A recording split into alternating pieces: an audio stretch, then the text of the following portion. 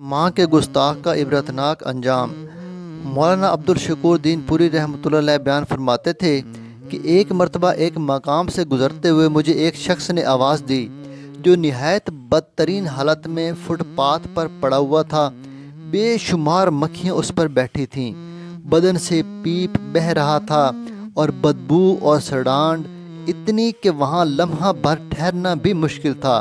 फरमाते हैं कि मैं ठहर गया तो वो बोला, मौलाना आप आलिम मालूम होते हैं, मेरे इबरतनाक हालात सुन लें और लोगों को बताइए माँ बाप के नाफरमान का क्या हशर होता है।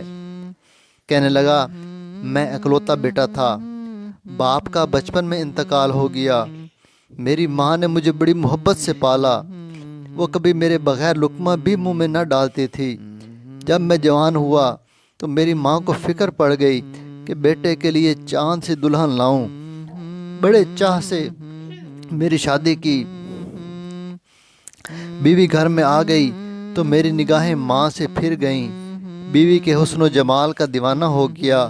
मेरी बीवी माँ से रोज़ झगड़ती और मुझसे रोज़ शिकायत करती। मैं भी माँ से रोज़ लड़ता और माँ की बात न सुनता, सिर्फ बीवी की सुनता। एक रोज़ घर में दाखिल हुआ तो देखा बीवी रो रही है। मैंने पूछा क्या हुआ? बोली, तुम्हारी माँ ने मुझसे झगड़ा किया। मैं बीवी के आंसू देखकर तैश में आ गया और मैंने गहज़ व ग़ज़ब के आलम में माँ के मुंह के ऊपर एक तमांचा रशीद किया। इस माँ के मुंह पर जिसने मेरी खातिर अपनी खुशियाँ और ज़िंदगी कुर्बान कर दी थी। मौलाना साहब, मैं अंधा हो चुका था बीवी की मोहब्बत में। मेरी इस हरकत से माँ को शदीद धचका लगा। वो पूरा हफ्ता रोती रही, बस ये हर्फ कहती थी, या अल्लाह, मैंने इस दिन को देखने के लिए पाला था। एक हफ्ता बाद माँ का इंतकाल हो गया। चंद रोज़ बाद मेरे जिस्म पर दाना निकला जो बढ़ता ही गया। मुश्किल से चंद दिन गुजरे होंगे, फिर इसमें से पीप और मवाद रसता रहता। फिर वो ज़ख़म नासूर बन गया, ज़ख़म सड़ने लगा, ज़ख़्मों से बदबू फैलती थी। बीवी भी नफ़रत करने लगी।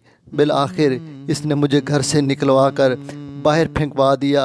आज मैं बदनसीब आपके सामने यहाँ पड़ा हूँ। खुदारा, आप लोगों को मेरे हाल से इबरत दिलाइए कि लोग माँ बाप की कदर व अज़मत को पहचानें।